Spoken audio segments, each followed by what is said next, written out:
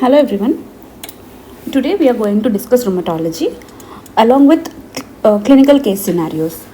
We are not going to discuss all the theory. I assume all of you have read rheumatology theory at least once. We will revise in the form of clinical scenarios. We'll get to cover most of the topic, most of the MCQs through this way also, and you'll understand how the question can be asked in a clinical way. Okay. In today's session, we will discuss about arthritis and vasculitis. In arthritis, we will discuss rheumatoid arthritis and seronegative spondyloarthropathies. Those are ankylosing spondylitis, reactive arthritis, psoriatic arthritis, and IBD associated arthritis.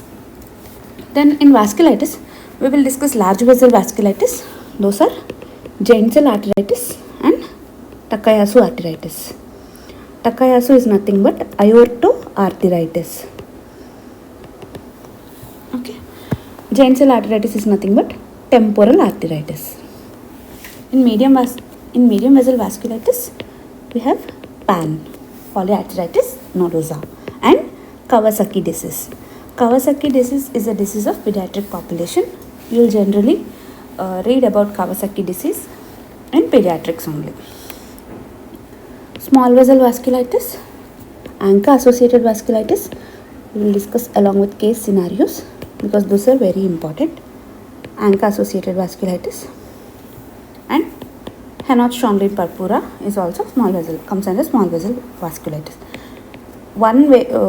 Behcet's is variable vasculitis and Cogan's is also variable vasculitis. You may not get questions in this, so we will not go to the clinical scenarios of this, but we will learn 1-2 bits whatever are important. We will learn those things. So first we are going to start with arthritis. Rheumatoid arthritis and ankylosing spondylitis are very important. We will get to learn them first. Then after we will go to important large vessel vasculitis and small vessel vasculitis, and eventually the other, depending upon the time, we will learn them concisely. But rheumatoid arthritis, ankylosing spondylitis, giant cell arteritis, Takayasu arteritis and ANCA associated vasculitis, HSP, you have to learn in a clear way because these are most frequently asked in the previous year examinations. Okay. Discuss one classic clinical scenario. Okay. 23-year-old man presents to the rheumatology clinic. He has pain in the lower back and sacroiliac region, which has been increasing in severity since past 6 months. He says that when he gets out of the bed in the morning, he can hardly move. So this is nothing but early morning stiffness. Only after a hot shower and some 2 km to work does his back loosen up and begin to improve. Improves with early morning stiffness, improves with movement. He has also suffered from plantar fasciitis on 2 occasions over the past 3 years. Examination reveals limitation of forward and lateral flexion of the lumbar spine due to pain and stiffness. Lower limb neurological examination is entirely normal.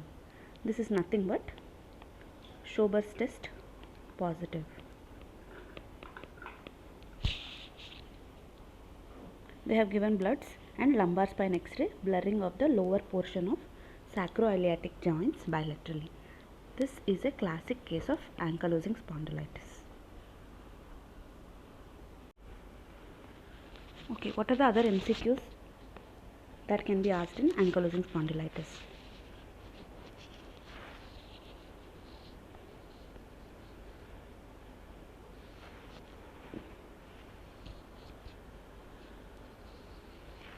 Ankylosing spondylitis is associated with HLA B27 positivity.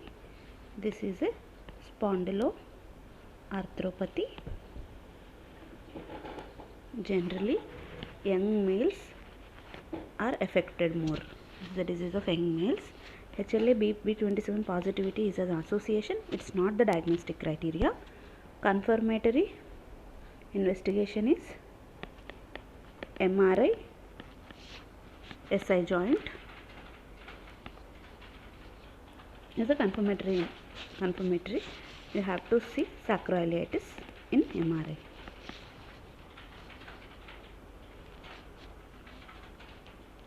Treatment is by physiotherapy,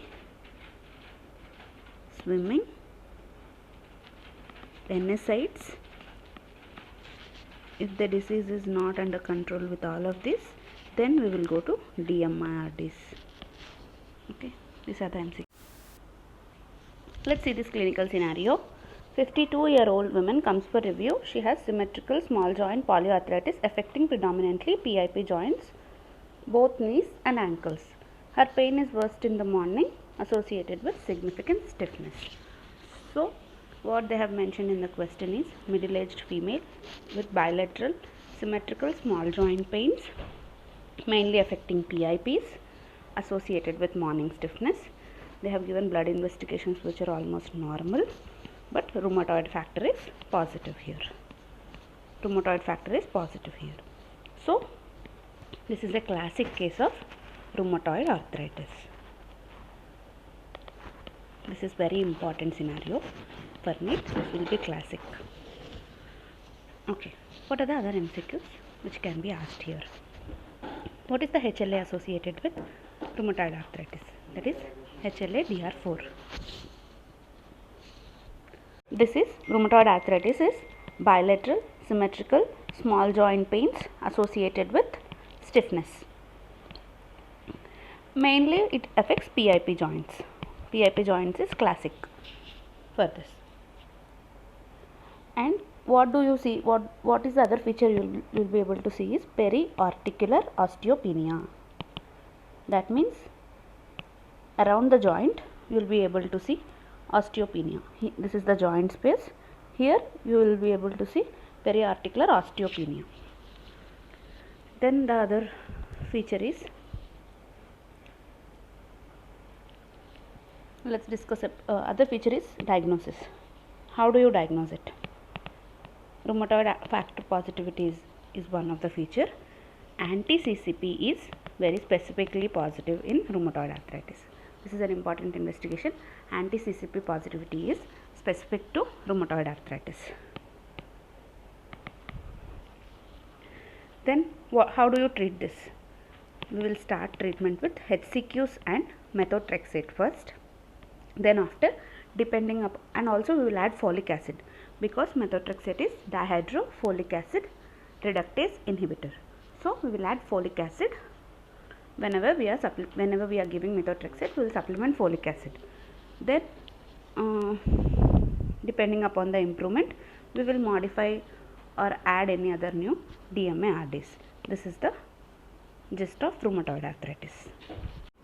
Let's revise what we have learned until now. These are also clinical scenarios, but we have discussed in the form of MCQs. Okay, 23-year-old man presents with chronic lower back pain, which is much worse in the morning. There is no bowel symptoms. Occasionally, the pain seems to radiate to involve the buttocks, back of his thighs. On examination, he appears to have some loss of lateral flexion. What is the diagnosis?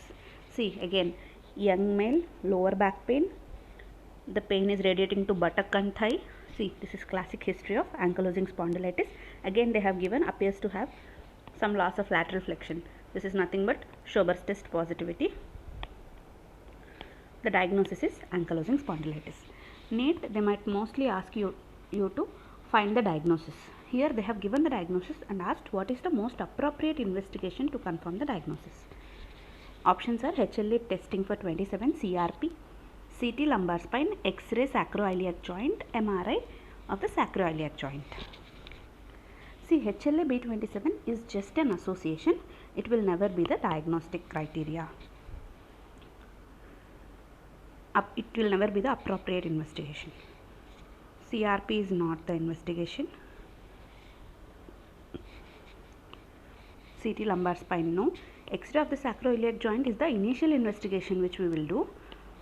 If we will be able to see sacroiliitis, we will first see in the X-ray of sacroiliac joints only, but confirmatory is always MRI.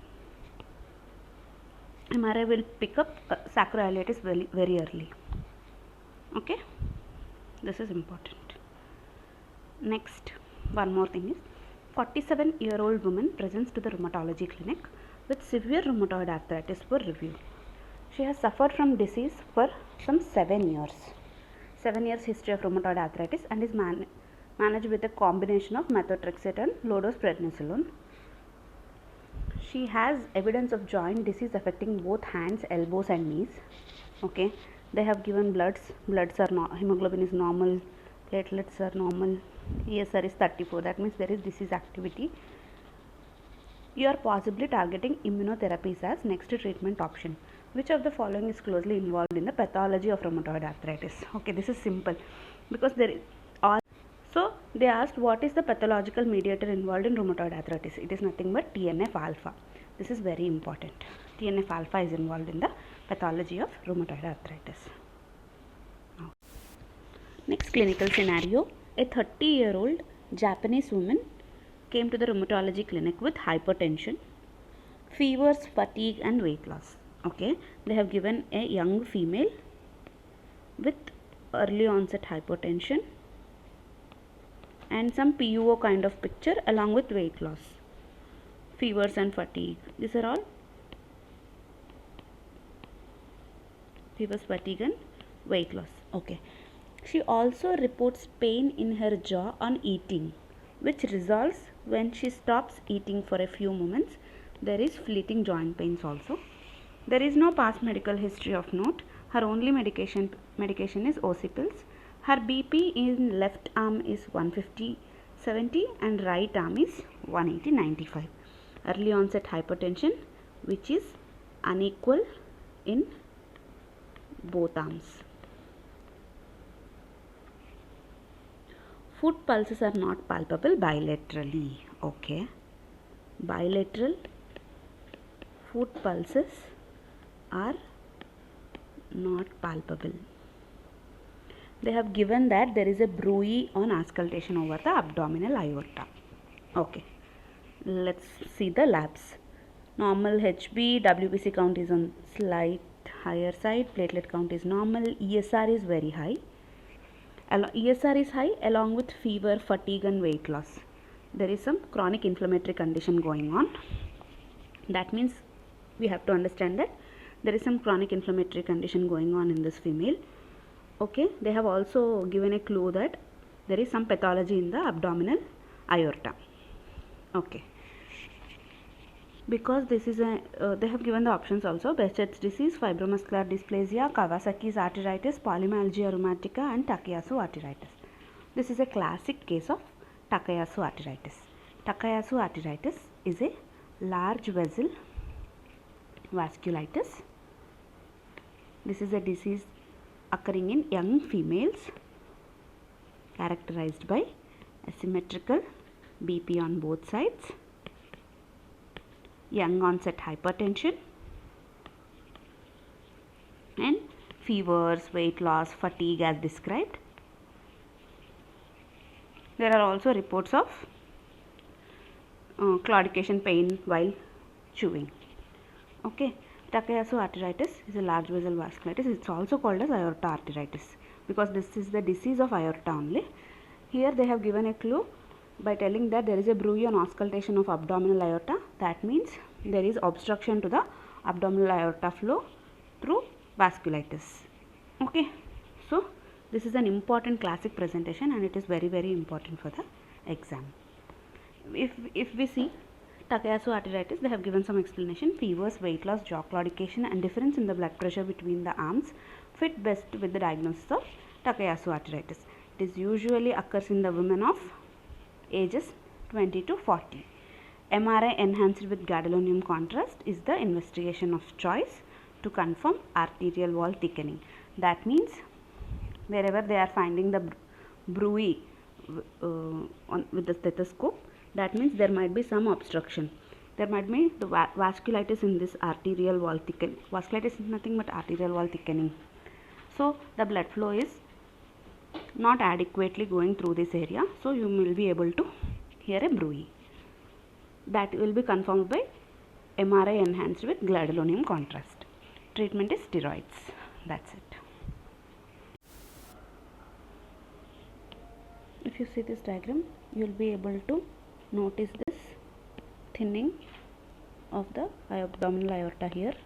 This is where if you palpate and check with the stethoscope, you will be able to find the bruit.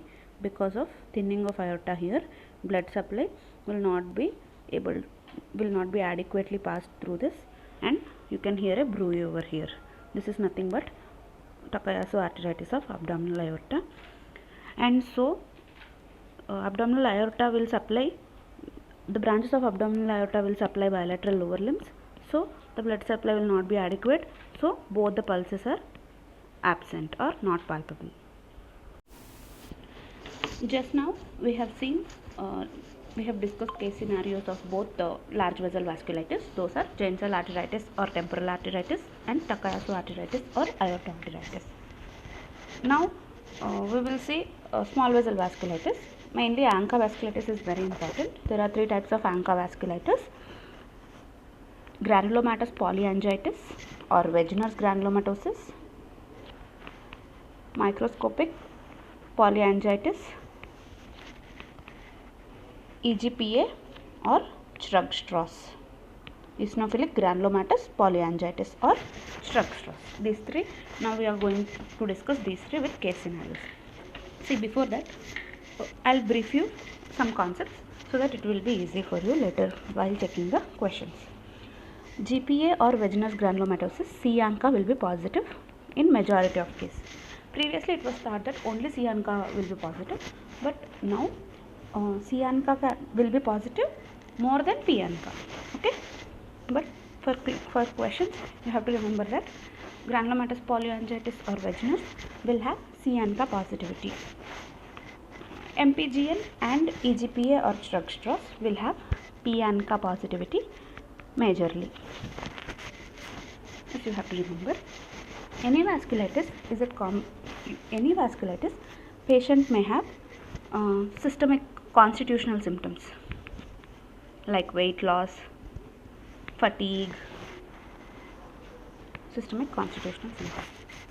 Any vasculitis patient may have it, be it small vessel or large vessel. So these are like systemic or constitutional symptoms can be there for any vasculitis.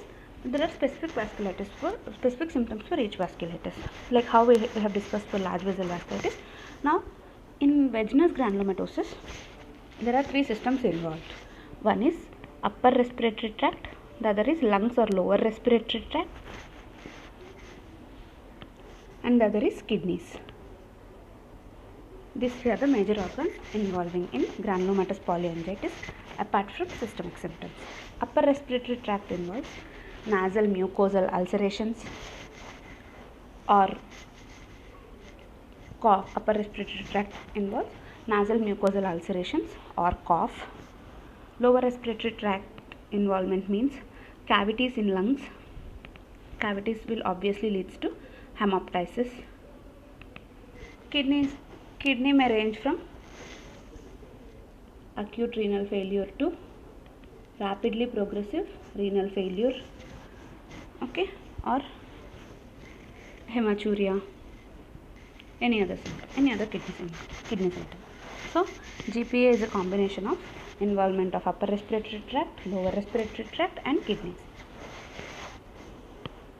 So then in MPGN is membranoproliferative microscopic polyangiitis. Okay, microscopic polyangiitis. The third one is eosinophilic granulomatosis polyangiitis. In eosinophilic granulomatosis polyangiitis, E for eosinophilia, so you can understand that there will be eosinophilia. Eosinophilia is related to acute asthma, so you can say that patient will have history of asthma in this kind of vasculitis.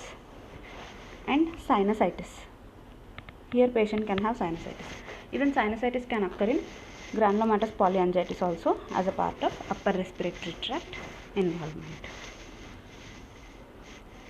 Okay, this is EGPA. We will get to learn everything here.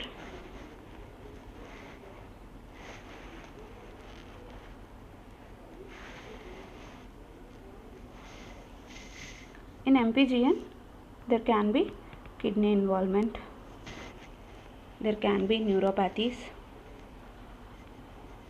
but P ANCA will be positive in both microscopic polyangiitis and eosinophilic granulomatosis polyangiitis. Okay, first question. 40-year-old man presents with cough and hemoptysis. See, as we discussed, cough is upper respiratory tract, hemoptysis is lower respiratory tract involvement, nasal mucosal ulceration is upper respiratory tract. Creatinine in this patient is 3.5. That means kidney is involved. So, 40-year-old man with upper respiratory, lower respiratory tract and kidney, the answer is granulomatosis, polyangiitis or Wegener's. Okay, what is the antibody positive in this? Is C ANCA. Okay, which tissues are most commonly involved in this condition? GI tract, kidneys, muscles, respiratory tract and skin. See, GI tract is not generally involved, muscles are not involved, skin is not involved. Kidneys and respiratory tract are involved, yes, but respiratory tract is involved more than kidneys. Okay, in 90% of cases, upper and lower respiratory tract are involved. In the form of rhinorrhea can be there, nasal mucosal ulcerations, cough, hemoptysis and pleuritic pain. So, this is all about granulomatosis polyangiitis or Wegener's granulomatosis. Next question. 40-year-old man presents with hematuria and recurrent hemoptysis. Blood tests are positive for P ANCA. Eosinophil count is 0.3 into 10 power 9, where the range is 0.04 to 0.4. This is normal. Okay, we will decode. Hematuria and recurrent hemoptysis. It can occur both in granulomatosis polyangiitis and microscopic polyangiitis. In microscopic polyangiitis, kidney involvement is there, as I said, hematuria, and hemoptysis can also be there, lung swells will be involved. If we see P ANCA is positive, it goes to the favor of microscopic polyangiitis. In GPA, generally C ANCA can be seen. Why is it not eGPA? Is eosinophil count is normal. You cannot expect normal eosinophil count in eGPA. eGPA is also called Shrug-Strauss, so ruling out Shrug-Strauss. Cryoglobulinemic vasculitis is another small vessel vasculitis. It's not ANCA associated. ANCA will not be positive in this. Goodpasture syndrome is anti-GBM disease. This is not P ANCA positive. This is C ANCA positive, and you are left with microscopic polyangiitis. Okay.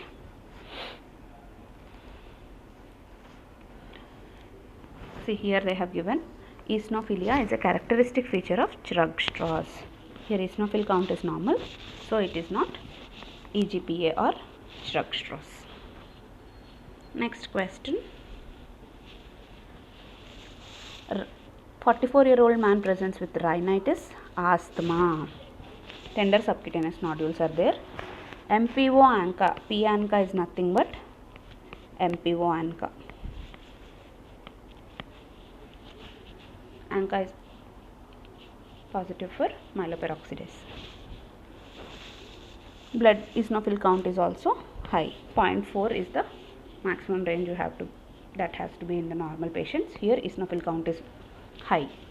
Chest X ratio, patchy pneumonitis.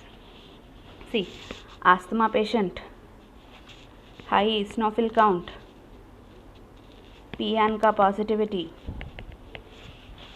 So this is nothing but eGPA. Shrug-Strauss is nothing but eGPA. Yes, eGPA is a consideration. In microscopic polyangiitis, eosinophil count should be normal and there is no asthma history in this patient in microscopic polyangiitis. Polyarthritis nodosa is not ANCA associated because they have already given that it is ANCA associated. Rheumatoid arthritis out of option. Wegener's is C ANCA positivity. So the answer is Shrug-Strauss. Okay. Here they have given Shrug-Strauss is a triad of asthma history, eosinophilia and upper respiratory tract symptoms can be there here also. Antibodies are positive to P ANCA. That's it. This is the small vessel vasculitis. Sorry, ANCA vessel vasculitis. This is about ANCA associated small vessel vasculitis. The other small vessel vasculitis is HSP. Henoch-Schönlein-Purpura. It is an IgA mediated vasculitis. This we will discuss in the next slide.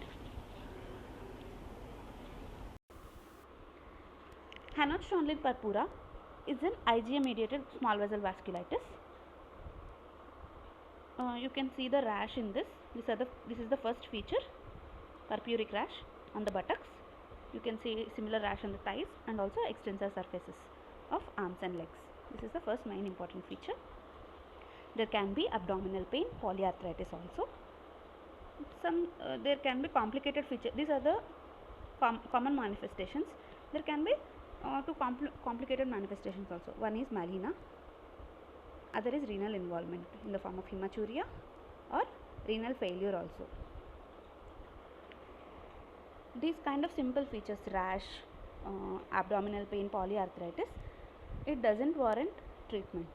Just give analgesia for arthralgias. In this way we will treat this. If there is any kind of melena or hematuria or any renal failure, then immediately we have to start the patient on steroids. Depending upon the response, if the patient is not becoming better, then we will go for immunosuppressants also. This is the treatment. 2 years back there has been a question on HSP in NEETPG. It goes like this. This is small vessel vasculitis, generally occurring in children only, not adults. Adult manifestation will be IgA nephropathy. Okay, 10-year-old male presented with symptoms of purpuric rash, abdominal pain and melena. They have given melena also along with other manifestations. So they asked, how do you treat this patient? So this being HSP with a complicated manifestation of melena, patient needed steroids. So steroids is the first line of management in this patient with melena as a feature. That's it. They have given the image of rash also in the picture of egg. Then the other question is variable vasculitis. In variable vasculitis there are two. One is Behçet syndrome, the other is Cogan's vasculitis. You need not know everything about Behçet syndrome, but most commonly asked questions are, what is the HLA associated? It is also a multi-system disorder, autoimmune mediated. Okay, there is a triad. One is oral ulcers, the other is genital ulcers and anterior uveitis. You have to remember these three manifestations. Oral ulcers are recurrent, genital ulcers and anterior uveitis. You have to remember this. And also HLA associated with this is important. HLA B51 is important. HLA B51. Okay. Then erythema nodosum, DVT, arthritis, apart from the triad. But triad is very important. Oral ulcers, genital ulcers and anterior uveitis. There is no definitive test.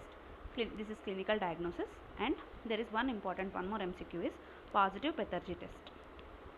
Positive Pethargy test is in this kind of patient, if you give a needle prick, there will be a small pustule forming in that area where you have given the trauma with needle prick. That is positive Pethargy. Okay, so this is important. Behçet syndrome is variable vasculitis. If in the question they have mentioned anything about oral ulcers, genital ulcers and anterior uveitis with the combination of HLA B51, erythema nodosum or Pethargy or any combinations of this, you can go for Behçet syndrome as answer.